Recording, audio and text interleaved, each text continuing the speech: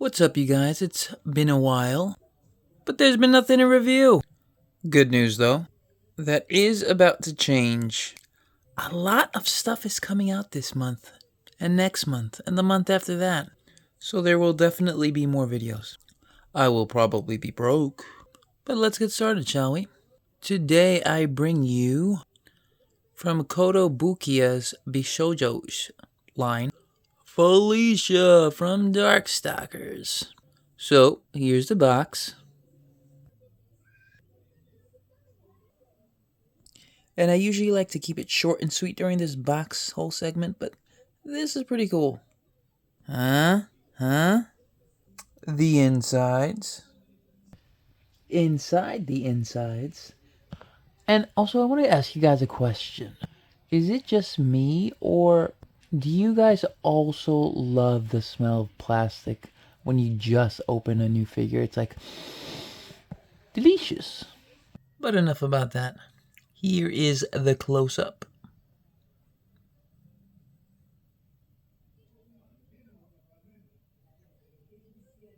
And from the back.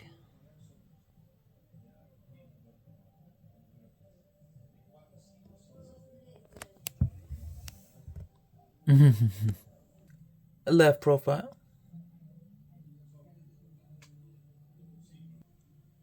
Right profile. Here's the butt again, because I know that's why you clicked. And here's the whole body, once again. And it's a really good sculpt, but not only that, the details are so nice. And if you can look at the skin, it looks like real skin, almost. Like, the texture that they used is almost like a matte, but with a little bit of like a satin touch, I would think. Just barely. Just enough to like look really well. You can really see all the details, especially like right there in the collarbone. It looks like shading, but it's just all shadow. All shadow. Even without flash, because yes, I use flash because I have no lighting equipment, because as you can tell, my videos aren't the best quality. I just do this for fun, people. Now on the box, there doesn't seem to be a scale, nor when I reserved it, I never saw like a set scale, but I would put this in a 1/7 scale category. So if you have 1/7 scale statues, that's where you wanna display her. And you know, it wasn't that pricey. I believe I want to say it was like maybe 110. Shipping from Japan was maybe $30. But yeah, it didn't matter. I had to get it. This is one of my favorite characters from Darkstalkers and Capcom in general. In fact, she was my main character front runner in Marvel vs. Capcom 3, UMVC 3, along with Morgan and X-23. Yeah, that's right, I have all of them. And you know, looking at them, again, I really just like the Felicia the best. And maybe it's because she's my favorite character. Maybe I'm a furry, I don't know. No, definitely not. But these three together look really sick, and this is how I intend on posing them. How I intend on displaying them, because they are not action figures. You cannot pose them, obviously. One thing, though, that I feel like they kind of dropped the ball on with this Felicia, and I'm sure you guys can see it, is the stand, the base. Look at this. Look at this. This is the sickest one, obviously. Why do we get this? Just in case you wanted to see the back. Yeah, the Felicia just came out, so you should still be able to get her. I got mine in Hobby Link Japan. I think you could still get it in Ami Ami and maybe Big Bad Toy Store, I'm not sure. But for any imports, Hobby Link Japan, HLJ, that's where it's at. Anyways, now I guess I'll give you guys a close-up of the other two, since what else am I going to fill this video up with? Can't really pose her, huh? X-23, a close-up. From the back. From the front, side, what do you guys judge it by? Where the face is facing or where the body's facing? Whole body shot.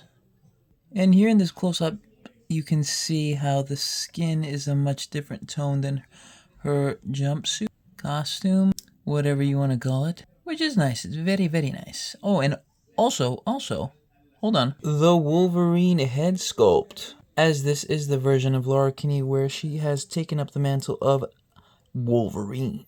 And now I do have her in her X-23 getup, but that's somewhere in storage. It's made by the same line, it's Kotobukiya, but you don't need to see that. This is a way better figure. I think back then they kind of didn't have the faces that pegged. They've gotten much better at them. Plus, I don't even know where that box is. And here is your girl, your favorite succubus, Morgan Onslaught.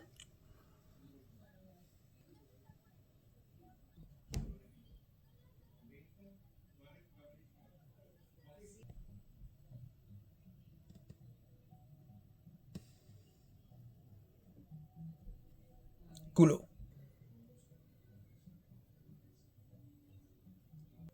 And yet, no doubt, she looks great. She looks amazing. I'm so glad that they came out with this.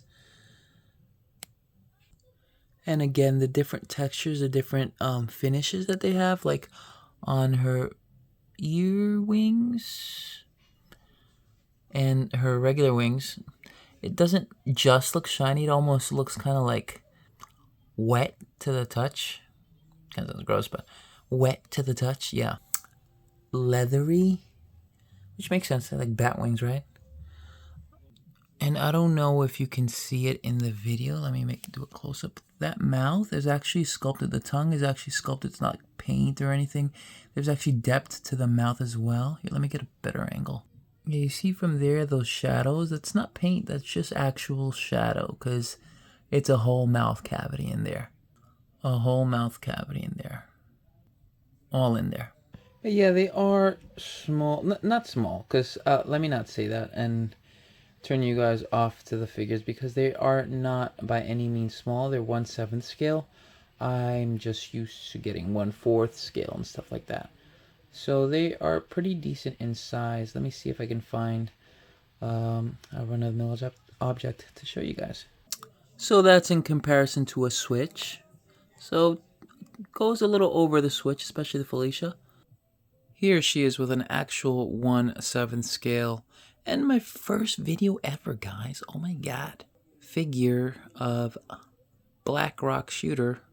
And it's pretty similar in size. Here, let me see if I can.